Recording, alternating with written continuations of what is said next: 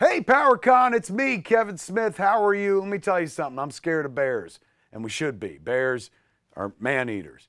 But I met one bear that I ain't afraid of. And I ain't talking about Winnie the Pooh. That's a fictional character. I'm talking about a real bear. Bear McCreary, ladies and gentlemen. That's right. The great Bear McCreary, who gave us our amazing score for Masters of the Universe Revelation, a universally beloved cartoon on Netflix. Let's just leave it right there. But it was only universally beloved because the great Bear McCreary provided us with a score unworthy of our animation. He created a motion picture score that we grafted onto our animated series, and I've thanked him almost every day since then for it. He elevated the entire thing with his work. Masterful, masterful composer. And you're about to hear from him right now. Without further ado, let me get out of here before I put my foot in my mouth. Ladies and gentlemen, let's all enjoy the great Bear McCreary. Folks, that was incredible. Not everybody gets a personal message from Kevin Smith, so that is a very special day indeed. I'm going to get things started, and we're going to be bringing in a very special guest in just a moment. But before we get going, just introduce myself. I'm Dan Casey from Nerdist.com, and I'm absolutely thrilled to be joining all of you at PowerCon this year. And although I wish we could be there in spirit, I have to say this is hopefully the next best thing, because by the power of Wi-Fi, I can come to you live over the internet. And we're going to be chatting about something that's near and dear to all of our hearts, one of my favorite new shows, and that is Mattel Television's Masters of the Universe Revelation. And more specifically, we're going to be chatting with the genius, capital G genius, by the way, behind the score, Bear McCreary. We're going to be having some time at the end as well for audience questions, so if you have a burning question for Bear, make sure you put it in the chat here. We'll do our best to get to those a little bit later on. And we're going to peel back the curtain to hear a little bit more about his approach to scoring for such a beloved franchise. But first, a little bit about the man himself. Now, in case you've been living under like a noise canceling rock or something, allow me to introduce the man behind this iconic score. So Bear McCreary began his career as one of the final proteges of film music legend Elmer Bernstein, with whom he worked for nearly a decade. He then rose to prominence through his score for the cult classic series Battlestar Galactica, which remains one of my all-time favorite scores. He then won an Emmy Award for Outstanding Original Main Title Theme for Da Vinci's Demons, which was a musical palindrome. It sounds the same forwards and backwards. Then McCreary received Emmy Award nominations for his work on Black Sails, Outlander, and Human Target, and he's been twice, count him twice, been awarded ASCAP Composer of the Year by his peers. And to top it all off, in case he wasn't accoladed enough, he also received a BAFTA Award for his work on Sony PlayStation's video game God of War, and guess what? He's coming back to the sequel, God of War Ragnarok. So you could say he's a little bit busy, to say the least, but I'm very excited to have him here. So without further ado, are we ready to bring him in? All right, I hope he's here, because I'm just double checking with the tech team. Hey, so Dan, Barry, can you guys hear me? Hello. Oh my goodness, my pleas to the powers of Grayskull have worked. Bear, thank you so much for joining us today. Hey, PowerCon, what's up? Yeah, this is awesome. Thanks for that intro, man. That was pretty great. Of course. Thank you for being here. So for people at home, I gave them a little rundown of your expansive CV, but tell us a little bit about yourself and how you came to work on exclusively cool projects like this. Well, man, it's a perfect fit, because I've always been a super nerd, just into fantasy, sci-fi, horror, comics and graphic novels and movies. These are the reasons I started listening to music. I started listening to film music even when I was a kid. And, that was always my passion. Things like Star Wars and Star Trek, Masters of the Universe was one of my first fictional worlds. So yeah, it was sort of inevitable that I would end up, I think, working in those genres. That's where I'm really passionate. And yeah, Battlestar Galactica, as you mentioned, was my first job. I was 24, I think, when I took over the show. I was like a child, and that definitely helped. I think put me on the radar for some of those other things you mentioned, and things like The Walking Dead and Marvel's Agents of Shield and Godzilla, King of the Monsters, and just a lot of like really cool genre stuff, which is like what I loved when I was growing up. So every day I'm playing, I'm not working. I'm like a kid when I come into my studio here. I mean, that's the dream right there. It's just like everyone wants to grow up and get to play with toys for a living. And in a way, that's kind of what you really get to do with Masters of the Universe Revelation, because so many of us have such a deep-seated connection, especially the folks here at PowerCon, to the toys in that franchise. So You mentioned Motu before, but tell us, what's your connection? What's your earliest sort of Masters of the Universe memory? My first memory is getting my first toy was Ram Man. I think I was 4.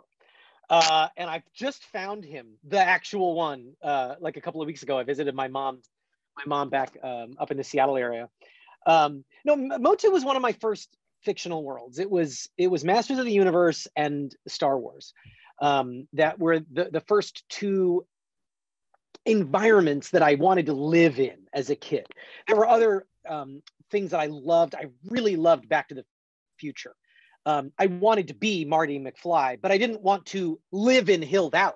You know what I mean? Like, but Masters of the Universe, Eternia, it created this place I wanted to be. And as a kid, I think that was really formative. It really connected that you were looking at a broader world with every story. It was just one chapter in this huge place. It just felt like there were more stories there. I don't know that I processed that when I was a little kid, but I took that with me, I think, as I grew up, and Masters of the Universe was always very near and dear to my heart.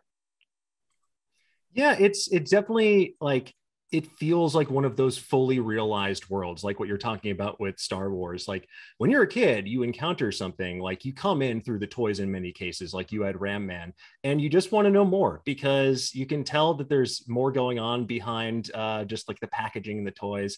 Like you get to see all the artwork on the box as well. You want to explore that world. And I think this new entry as well is a really fantastic way for older fans and newer fans to come back and celebrate that. So I'm curious, from your perspective, this is something that you encountered at a very early age, but what do you think makes Masters of the Universe as a franchise so resonant and enduring? I think it's a combination of the fact that it's like fantasy and sci-fi in this perfect balance, this interesting alchemy in a way that's very distinct to Masters of the Universe. And that it makes it a gateway drug to a couple different genres. I mean, and even like elements of horror too. I mean, it's like Skeletor's like a demon with a skeleton face. Do you know what I mean? Like the next time I saw that would be Iron Maiden covers when I was a little older, And it's like, so it allowed you to just sort of safely, I think, immerse into these different genres. That I think is one of the reasons it's really resonated, is that it's got this broad appeal, to say nothing of great characters, great stories, and just really cool designs. Like, I think that there was a deluge of properties from that era trying to capitalize on the marketing blitz that came after Star Wars. We know this, but Masters of the Universe stuck around for a reason, and there's a lot of stuff that didn't. And so I think there obviously is something very special about the IP that goes beyond just nostalgia, because there's a million things to be nostalgic about. Yeah, I think that's a fantastic point, because, it's easy to get cynical as well about nostalgia these days. Like, why just remake something or add a new entry in something if you don't have something to say? And I think that is something that Masters of the Universe, with each new iteration, they've been able to add something meaningful to that canon, especially in Revelation as well. So I'm curious, we're going to talk more about the genre elements and especially those horror tinges as well in just a moment. But I want to hear from you. I saw on your website that you described sort of your first meeting with Kevin Smith about this project. So tell us a little bit how you got involved and what that meeting was like. Yeah, that was a funny one. I was really excited to chat with Kevin. We have a lot of mutual friends, but we've just never connected. I sort of came of age. If I grew up with Motu, I came of age with Kevin's movies. So this was like this amazing mixture of like, wow, things I loved when I was 4, and then the guy that I loved when I was like 14 and up through 18 and 19. Like, that's crazy, all mashing together. Normally when I take a meeting, I try to be very open, because I believe it or not, I'm a very intense personality. So I find that in taking a meeting with people, I often have to like scale that back and go like, well, tell me what do you want to do? Tell me about your vision. What do you think? And okay. But with Kevin, I couldn't contain it. And in another way, I just wanted to put the cards on the table. I was like, man, I am so excited about this. I've always wanted to play around with this IP, but what it needs to sound like is Basil Polidori's Barbarian score meet Metallica. And if either of those things scare you, then I'm not the guy for the job. What was his response when you laid that on the table? Well, his response wasn't what I'm about to say. Am I frozen? You are frozen. I thought you were just Hold doing something super dramatic. I know. Let me, there we go. Previously like, on Bear. It was a great power pose. It was a great power pose. I know. I'll just hold it like this. Yes. All right. So I said to Kevin, I was like, look, this is what it has to be. And I very plainly said, if anything I've said scares you, we shouldn't be talking. I don't want to waste your time. Like, I'm not the guy if you want to do something other than that. And Kevin Smith, you know, we were on Zoom, but he just looks me right in the eye as you can. And he goes, you just said the magic words.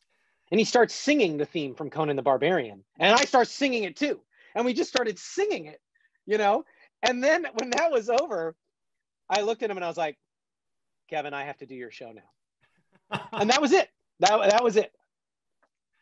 That is, it's so nice when that sort of like creative synergy, like all the stars align and just everyone is sort of on the same page from word one about what you want to do with a project like this. You know, obviously you folks connected. I imagine you worked very closely on this, but you know, after having that conversation, what was that sort of creative relationship like with Kevin Smith?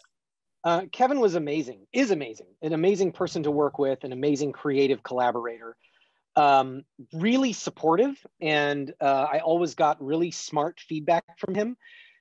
The notes would be buried in an hour of us nerding out about movies. I mean, we would just get on the phone every couple of days. I'd send him new cues and we'd just be talking about the show, talking about the characters. He would be like going back and he's like, oh, I love you. You threw in the sorceress theme right there. Oh, wow. Is that the Evil In theme? And I'm like, yeah, man. And then we talk and talk and talk. And then after about an hour, it's like midnight. And I go, oh, Kevin, do you want me to change anything? Do you have any notes? And he's like, oh, can you get a little more scary at that one spot? I'm like, yeah, I got you. And then we'd hang up. So, but it was really great because I knew if Kevin wasn't excited about something, I was doing something wrong, you know? And so that became this really great collaborative experience where it wasn't that like Kevin saying, well, do this or do that. It's more like I could tell like, oh, I'm missing an opportunity to get really excited about something here. And that was awesome, man. I mean, it was really great, you know? But to have that freedom right out of the gate, to start with something so, I wanted to say bold, like the first demo I sent him was the main title, that opening of the first episode, and the transformation cue, where you just really hear like it's Conan the Barbarian meets Metallica. Like it's out there, front and center. If you don't like this, I'm going to find out right away. And you know, to get this response that I got, and he sent it to Rob at Mattel and Teddy at Netflix. And it just sort of actually kind of like went viral amongst everybody who worked on the show. And they were all like, if it got back to me, everybody really liked it. So I thought, okay, I'm in a safe place to take some serious swings. I don't have to water this down. So it was fantastic. That's awesome. Yeah, I've been listening to the scores kind of on repeat, kind of leading up to this, just to re-immerse myself in that world. And every time I listen to the main theme, I'm always like, wow, he just immediately went incredibly hard in the sonic paint, and it kind of sets the stakes for everything else. But something I love is that this score contains many different sort of shades, genres, multitudes. Like, you know, you mentioned like the Sorcerer's theme, for example. There's a lot of fantastic use of leitmotif, which really helps to kind of set the stage for us as an audience for what to expect and really enhance what's going on screen. So what was your process like when you first sat down to be like, okay, I have this awesome sandbox in which to play. Where do I begin? You mentioned the main theme, but what was that process like when you first sat down to begin composing? It was challenging. I mean, because I had to write, ultimately, by the end of the third episode, I think 14 themes. I'd have to go back and check my blog. But I mean, the first episode alone had at least 7 or 8. That's a lot. That's a lot. And the thing is, I sort of had a philosophical revelation, pun intended, I guess, that the first episode of Masters of the Universe Revelation really is Uh-oh, I believe we lost Bear for a moment. Skeletor and his minions are at work. Going to see if Triclops can get this reconnected so we can have him rejoin us in just a moment. But let me take this opportunity to remind you, folks, if you have questions for the one and only Bear McCreary, please put them in the chat. We're going to do our best to make sure that he gets to answer as many of your questions as possible, because as much as I love hearing my own dulcet tones, I'd much rather be able to help you get your questions answered as well. So just hang tight. He's going to be back shortly. We really want to just thank Bear and everyone here at PowerCon again for joining us. Did I hear something in my ear just then? I am on my way back. Oh, fantastic. Can you guys hear me now? See, folks, much like the journey we experience in Masters of the Universe Revelation, there are unexpected trials and travails, and that applies to PowerCon as well. But we are here. We have the power. We have Bear McCreary. Bear, I'm so sorry. You were in the middle of talking about your approach to sort of the main theme when you first sat down. So there are 14 or 15 different themes. I had to approach the first episode like the season finale of a show that existed only in my mind. What if there'd been a season or 2 or 4? And over the course of that season, there was a whole episode where we met Man-at-Arms. Then there's a whole episode where we met Sorceress, where we met Evelyn, Orko, Battle Cat, Beast Man. What else did I need in the first episode? Sorcerer, the main theme, for Adam, Skeletor, obviously. There's 8 right there. But I didn't actually have those episodes, right? You just meet them, they show up, and then the plot keeps going. So I had to sort of write a season's worth of material in advance so that on the second time when you watch the show, after Evelyn's a great example, you hear her theme in so many wonderful variations as those first 5 episodes roll out. The first episode, you probably didn't even notice because it happens fast, but her theme is there. Like, she walks on screen and there it is. So that took a lot of pre-planning to be able to make that work. But it was a blast. It was really fun. Which of these, those leitmotifs, and especially these character themes they're recurrent. Like, I love that, where you don't necessarily notice them at first, but slowly but surely, like, wait a minute, I know who we're about to see, or like, I know what's going to go on here, or so you think. Which of those was kind of the toughest nut to crack for you? Which one did you sort of spend the most time kind of noodling on? That's an easy one. Tila. That was tough. And in fact, it was the only one I couldn't write in advance. I had to get there, and I wrote it for her scene when she confronts Randor and Marlena, and she takes the tiara off. I was scoring that scene, and I didn't know what her theme was going to be. And then when I really dug into that scene, I was like, oh, this is what it is. And in fact, you watch episode 1 again, when she's fighting and it's her big heroic moment. She charges in with the cavalry. She fights Evelyn. She has a couple of big moments. It's the Man-at-Arms theme playing, because at that point in the story, she's the new Man-at-Arms. She's on that path to, sort of follow in her father's footsteps. So I was like, okay, let's not introduce her theme until the event that defines her character in this show. And in the instant that happens, you hear this theme that carries all the way to the end. That was an organic process figuring that out, but it was not. It didn't come to me instinctually. I had to kind of fumble around for it.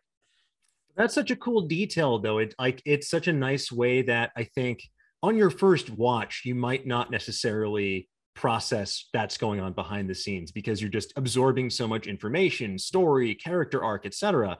But I want to go back now and rewatch that, kind of like trace the sonic journey of these characters too, because what you're hearing, it just enhances everything there.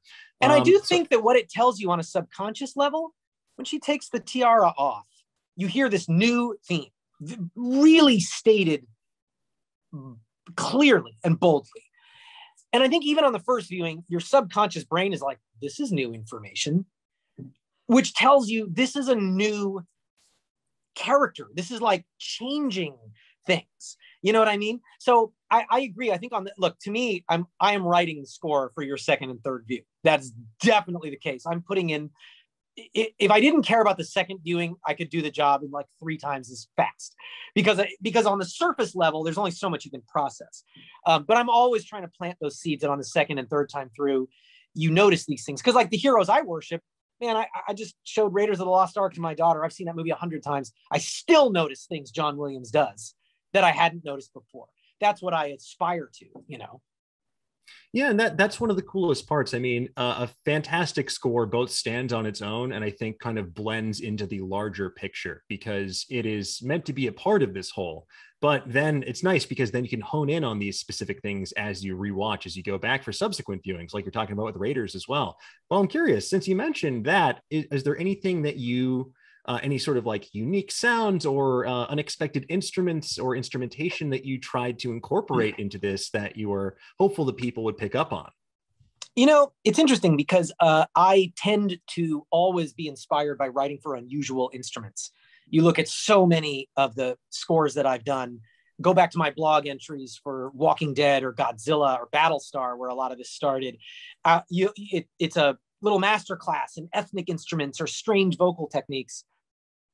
But for Masters of the Universe, I wanted to do something that was more symphonic with that heavy metal component. I thought that in and of itself, if done well and done boldly and done with a live orchestra, I wanted that to be the statement, because that is a sound that you don't hear a lot in contemporary animated series. Ironically, back in the day, you know, in the 80s, you had live instruments playing animated scores. I mean, even the original He-Man would have a little ensemble playing it. Nowadays, it's mostly in the box. It's done with samples and stuff. And so I thought, man, there's just like a statement here. I want a full symphonic orchestra every week and a live metal band. Like, and in a way, I thought if I clutter that up with more ethnic stuff or weird techniques, it's almost like the score will explode. Like there's so many ideas here. I'm asking so much of the audience to channel it that I thought that was like, that's the canvas I wanted to paint on. With that said, I do want to share one little thing. For Scareglow, I had this, I wanted to reference The Omen by Jerry Goldsmith. So I had choirs singing these tritones, super ominous, satanic vocals. And we had live choir, and I'm listening, and it's like, yeah, it's cool, but man, it's missing something. And then I was like, you know, what I wanted to try is I got my vocal mic right here, right? And I got really close, and I whispered the text. So it sounds like I'm in your ear. It's like, and then I tucked that into the choir. So there's this one, the choir's back here in a big room, but then there's this thing like on headphones, even when if you watch episode 4 or the end of episode 3, like, I think it's kind of creepy. Like you have me like a centimeter away from your eardrum, whispering creepy stuff into your ear. Like that was fun. You know what I mean? Like I had fun with that. That was like a weird little trick just to make something pop a little more. Well, that explains my like demonic subterranean ASMR response. I thought I was just going crazy, but I love to hear that sort of like oral Easter egg is in there. That's super cool. For sure. But I also love one of my other favorite tracks that uses vocals is Lament for a Friend, which, spoiler alert, happens after a very seminal and tragic moment in the series. If you haven't watched yet, I don't know, earmuffs or just come back and listen to this a little bit later. But how did you approach this particular track, and what was it like getting to work with your partner, Raya Yarbrough, on it? Yeah, well, I don't need to spoil it other than to say that it's a big emotional scene. And I found that contrary to everything I just said about the metal band and the orchestra being my canvas, you've good ears, man. Because you're right. There's one place that I thought I have to break out from that. And the live choir, which is all baked into the score. For that moment, which is the end credits of that episode, I brought in my wife, Raya Yarbrough, who sings, she sang a lot of stuff on Battlestar Galactica. She's a singer-songwriter in her own right, and she sang the main title and continues to sing the main title to Outlander. And she's got this great ethereal really beautiful, pure voice. And I had her sing just the theme. She just sings the main theme.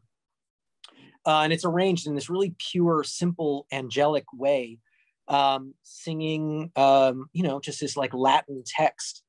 And I thought that was like just really emotional and really powerful. And it does tell you something that, like, just for the end credits of that one episode, you hear something you only hear in that one moment. It tells you, again, like with Tila, it's new information, which kind of means something important just happened. As a side little note, I also stitched the end credits together to custom title cards for the next episode. So that end credit of episode 4 bumps right into the right key, the same chord, the same mood, the title card for episode 5. Every episode is stitched together in that way. In fact, I mentioned Scareglow. He appears in episode 4. His music appears in the end credits of episode 3, just to like bridge the gap so that you hear it for the first time in the end credits of episode 3 after they go into Subternia. And then the title card of episode 4 is like the exact same thing.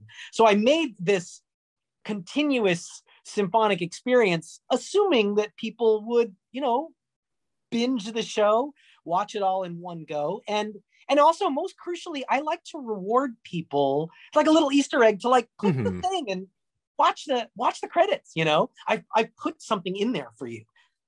I see that I love that, because it almost, like, obviously you can listen to the score as its own album, but this also more than a binge watch, it makes it feel like one continuous story unfolding, especially because you have that sort of nonstop music element as well. So at what point did you sit down and say, like, hey, I know that I'm already doing a lot. I have exactly 300,000 character themes I need to write, but I also want to take on this additional challenge of stitching together each episode. And what was the response to that when you came up with it? I mean, there was never a question not to do it. And I never even talked to Kevin about it. I just did it, it was just one of those things where it's like, when I'm this excited about the score that I get to write, and I know that I'm working with people that are open to these ideas, then it's sort of like, as I mentioned earlier, I am an intense collaborative person. Like, you're going to be bombarded by cool ideas. And that's why, Kevin is great, because Kevin and I are very much the same in that way. So he got super excited about it. It was just one of those things, like, we just never really spent a lot of time talking about it, really. And the same thing with the character themes and all that stuff. Like, we just sort of dove right into it. And I never did anything that they went, whoa, hold on, this is wrong. Or Mattel had to go, whoa, what are you doing? This doesn't fit, so that was great. It was just like, I felt really like the right person at the right place. You know what I mean? Yeah, no, it's always nice when that when, like I was saying before, it just feels like everyone is firing like on all cylinders and like aligned creatively on what's going to be best for the end product. And it definitely sounds like that's what happened here. Like you mentioned, you had that sort of latitude, that creative freedom, because you and Kevin from word one were like, oh yeah, it's got to be this. Like, this is the Venn diagram. Like, perfect, let's go. But I'm curious, you mentioned as well, obviously, the challenges of sort of cracking the code on Tila's theme, but is there a specific scene or moment from the series that you thought was maybe the most challenging for you to unravel from a creative standpoint? Yes. Tila was tricky to get into, just because she's tricky to get into. Once I had her theme, it was delightful to just shift it and adapt it as she sort of went from being this, I mean, I'm not even hesitant hero, like anti-hero, I am not a hero, to get her into like start to want to help other people and save magic and all that stuff. No, the technical challenge of Orko's theme, hands down. That one where we meet him and he is the character everybody remembers, puns and all. And I have visceral memories of the He-Man score from the Filmation show. And I definitely remember that, like, Orko had funny music. He is funny. And I was like, well, I gotta honor that concept. But he only has one scene like that. The next time we see him, he appears and he saves Man-at-Arms with this big heroic thing. And from there, man, get into episode 3, and it's like what the writers did with this character is so moving, so powerful. And he had these monologues with Evelyn, and I was like, this is great writing. This is up there with the best TV shows I have done. How can I write a theme that does all these things, that even to the lay person, they recognize it's the same thing as the funny theme? You know, so if the funny theme is just, I can't transfer that. You know what I mean?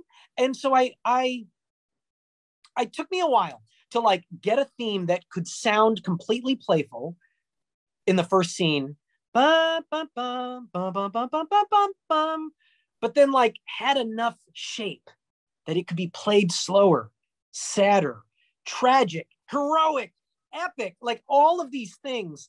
That was man, that was some music school stuff right there. Like I was thinking about like intervals and rhythms, just like how can I do this? It was not easy. Yeah, because but I hope it worked, man. I mean, I really hope that you were able to hear that. Absolutely, because when you listen to Orko's Bubble, you just hear that sense of whimsy, and you're like, okay, yes, this is the Orko I remember. This sort of like, silly, flighty character. Like he's here to lighten the mood a little bit. But I agree what they did with him, and especially how you were able to take that theme and then sort of change it while keeping that core DNA, but also making us feel those emotions during this like really incredible turn for this character. I think a lot of people rolled their eyes at in many instances. It's fantastic. So job well done to you and everybody else there. Thanks, man. I appreciate it. And it was, I was thinking about, some of my favorite John Williams, leitmotifs for comedic characters like the Otis theme in Superman. But one of the reasons they're so good is that Otis doesn't have a dramatic scene. Do you know what I mean? So in a way, I was looking at those going like, that's not going to help me. I gotta figure this out some other way. So it wasn't easy, but it was a blast. Well, you talked about as well, sort of wanting to, you were looking back at some of like the source material, like the Filmation series, for example, and like trying to, doing due diligence and wanting to pay homage to the original characters as you first encountered them. But how do you balance that when you are trying to create something new, put your own stamp on something while still making that elemental DNA feel like it's still a part of this new series? That was something that came up in my first meeting with Kevin Smith. And it was also part of what I pitched as my non-negotiable terms. Because it was like, I felt very strongly that that music from the Filmation series is like burned into my DNA. Like, I love it. But it also would not help me tell the story that we had and the story that the writers had written. And what I said to Kevin is I go, look, I want to write a score that sounds like how I feel when I think about what the Filmation series meant to me. And I did not go back and rewatch it. It stayed. I haven't looked at it in decades. And that was by design because it has it's part of me, man. It's like in there, But I also thought like, I want to take, to me, it was almost like my first big fantasy world. And in a way, I keep talking about Basil Polidorus' Conan the Barbarian, but like, needless to say, I didn't watch that when I was 4. You know what I mean? I watched that when I was 14. So it's like taking some of those aesthetics, those, the more mature sound, the bigger symphonic sound, but what if I turn it around like a laser beam and focus it on my memories of Motu? And that's where we landed, So in terms of the nostalgia, I did to a degree feel a great pressure of like, hey, look, the theme means all those old themes and the score, it means as much to me as to all the fans that are my age. And to a certain degree, like if, to people that are disappointed it's not in there, like I get it, that theme means a lot to me. But I needed tools at my disposal to be able to tell this story. And in a way, that's when the nostalgia became tying your shoelaces together. That's where the nostalgia is so powerful. I described it as like a nostalgia atom bomb that you can't just like subtly weave in to a scene, And I was like, it was ultimately something that Kevin and Rob and everybody at Netflix, like everybody was on the same page, that it was a thing to be acknowledged emotionally, but like literally quoting the music that we remember is not something that we thought would ultimately help this version of the show.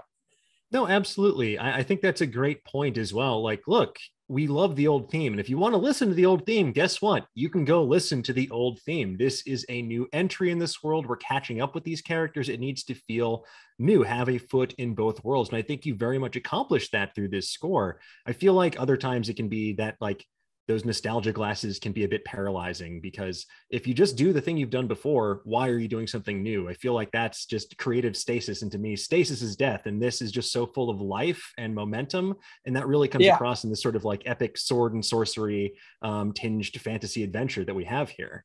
Totally. And I do also want to share, one anecdote. You never know what's going to happen. Like when I was doing Battlestar Galactica, that was based on a campy live action show from the 70s that had a theme that was do do do do do do do do do do do. It was as vibrant and triumphant as you can imagine. Trumpets and French horns and trombones. And the new one was this dark and gritty post 9/11 drama. So that theme wasn't used.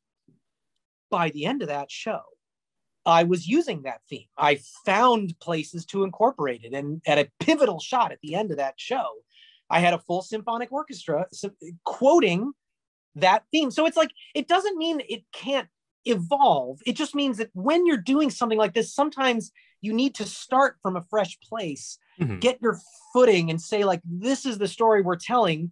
And, I'm open. Who knows what's going to happen? Yeah, I think that's a good way to approach it. You don't want to just do something nostalgic for like the sake of fan service. It needs to feel diegetic. It needs to feel important to what you're telling, the story you're telling as well. Well, with that said, we've only seen part one of Masters of the Universe Revelation. Now I saw on your blog that you also teased the possibility of a singing Skeletor in the future. My theory is that we're going to get maybe like Mark Hamill doing like a jazzy Frasier-esque theme song instead, talking about, because he's pretty powerful by the end of this first part. Yeah, I mean, I'm just going to say I would suggest not to hold your breath, but you never know. It's true. You never know. Never say never. Fans, will make it happen. Get hashtag singing Skeletor trending. Let's do it. Mark is up for it. We know this. I've worked with Mark on Child's Play, and so let's get that trend going. So look, I think everyone will get a kick out of it, myself included. But is there anything that you can tease about what might be in store for us in part two? Yeah. In terms of how you approach the score? I can. Like, the first 5 episodes are setting the stage and putting all the pieces in place. And, for me, I think the back 5 episodes are just better in every way. And musically, for me, what a blast. Having all that stuff set up the way I wanted to, having all the themes in place, getting to go into that emotion. It was amazing. That's awesome. I can't wait to see what this rest of the journey has in store for us. But first, before we fast forward in time until that mythical Dan date, we have a couple questions from people in the audience that I want to make sure that we get answered as well. Let's see here. Okay. Which, if any, previous Motu music, 80s cassette and record, Filmation 1987 movie, the cartoons that influenced or affected how you approached the Revelation score? I know we just talked about sort of trying to find a new balance, but were there any in particular that you found more influential you looked to when you were maybe ideating on any of this? The Bill Conti score from the movie was interesting because, I was talking about doing a big symphonic score, which is not the first time that has happened for Masters of the Universe. So that was something that I didn't go back and revisit it, but I knew that it was something I was thinking about, that like, I wanted to create something that I again, had very vivid memories of the score, which I remember just being like really like vibrant and adventurous. Which again, I think almost like, my memories, the Motu music, it was almost like trying to channel what I love, but steer away from what had been done, which is why I think that like somewhere between the the Filmation show and the live action movie, all the music had been very like vibrant and upbeat. And I think that that's where I started thinking like, okay, that's where I just kept getting that like Conan vibe, that like heavy metal, like low end, just super powerful, you know, kind of like God of War type thing. And I was like, that would be cool, you know? So I think that really, the influence came from trying to think about what had been done in the past and explore other ideas. Awesome. Well, we have another, along similar lines, we have another audience question here. Since you approached this animated show as if it were a live action film score, if given an opportunity to score a Motu live action movie, how would you approach that? Oh man, I gotta say, I did not save anything.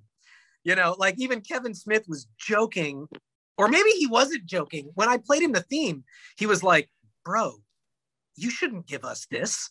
This should go in a movie or something. And I was like, hey man, I'm just scoring what you gave me. Like this, you guys brought it, so this is what I'm doing. I